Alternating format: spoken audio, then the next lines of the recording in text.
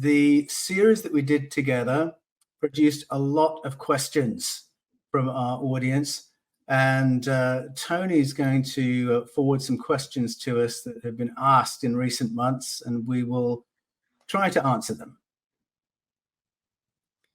Yes, we can try to answer to some of them, or some of these questions, and so we can go. Hi, Paul and Mauro. Really love your work. I'm writing a book called Viking Superpowers, and I just wanted to ask you two connected questions.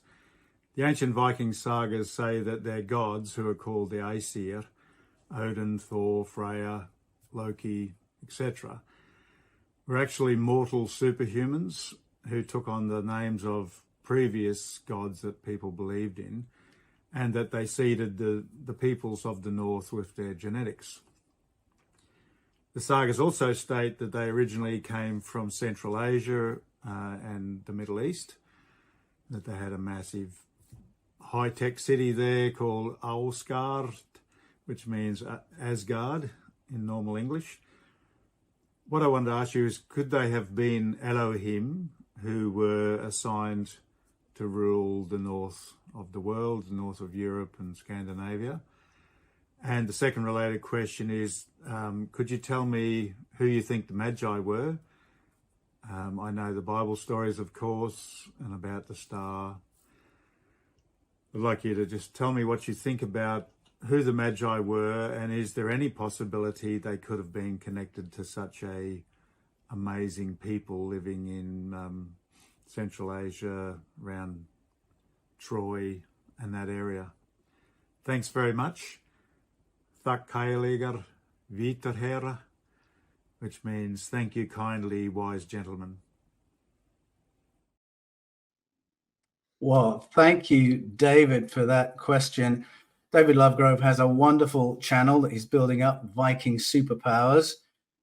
Mauro, would you like to go first on those questions?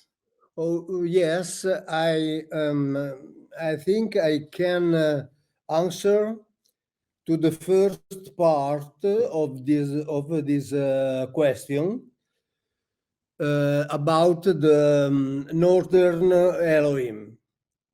I think it is possible that in the North Europe went the Elohim that are named, of course, in local language, but I have in mind an account that is in Josephus Flavius, a Jewish historian, and also in Tacitus, Roman historian. They wrote in their books, and Josephus Flavius wrote in Jewish wars, that in the 70 after Christ, when the Romans went to Jerusalem, in the sky of Jerusalem there were many flying machines, and the inhabitants of Jerusalem heard a voice saying, "The gods are leaving this place." So it is possible, in my opinion, of course, that the gods left that place and went to the north of Europe. And in effect, in the north of Europe, we try many names that are the same that we can find in the Bible. And so I think we could say there is a relation between the Elohim, the Elohim of the Bible, and the gods of the north of Europe. Thanks, Mauro. I would agree with that. I think the scenario that's described in the Bible, I'm thinking about Deuteronomy 32, Psalm 82, is one where planet Earth has been invaded by a foreign power who is now carving up territory. And so different areas of land, different regions are given to different Elohim, and Yahweh is one of those Elohim. They each get a portion of land.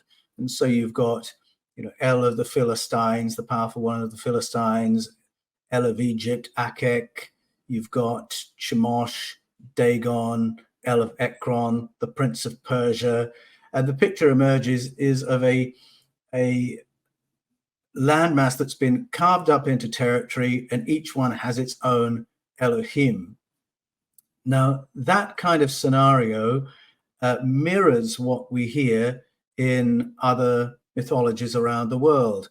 An interesting note in the biblical version of it is that Yahweh, for instance, is given a people group without land. And so then he has to go to war against the other powerful ones to get land. And there are a lot of stories in the biblical canon that are really about these powerful beings warring with each other for land, people, resources, power.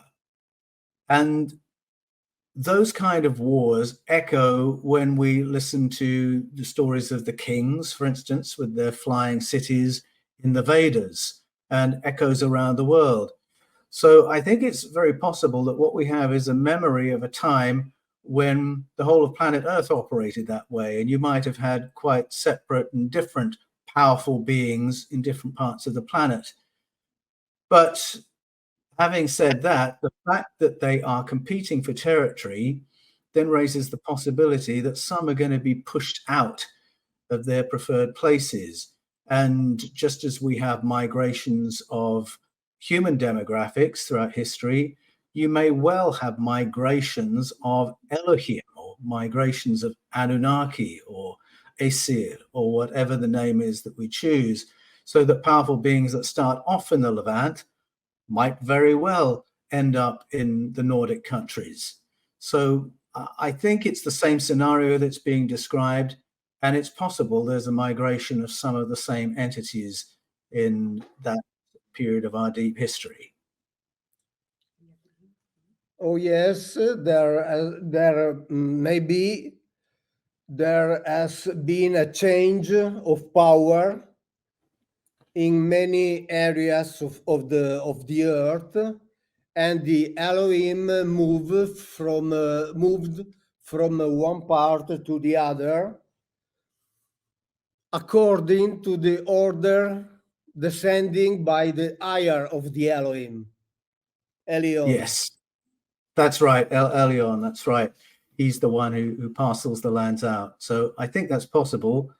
The second question, the one about the Magi, is just really intriguing because it relates to the story in the Gospels when visitors come, and there's an ambiguity in the text as to where they come from, if they've come from the east or if they've traveled east to come and see the young Jesus.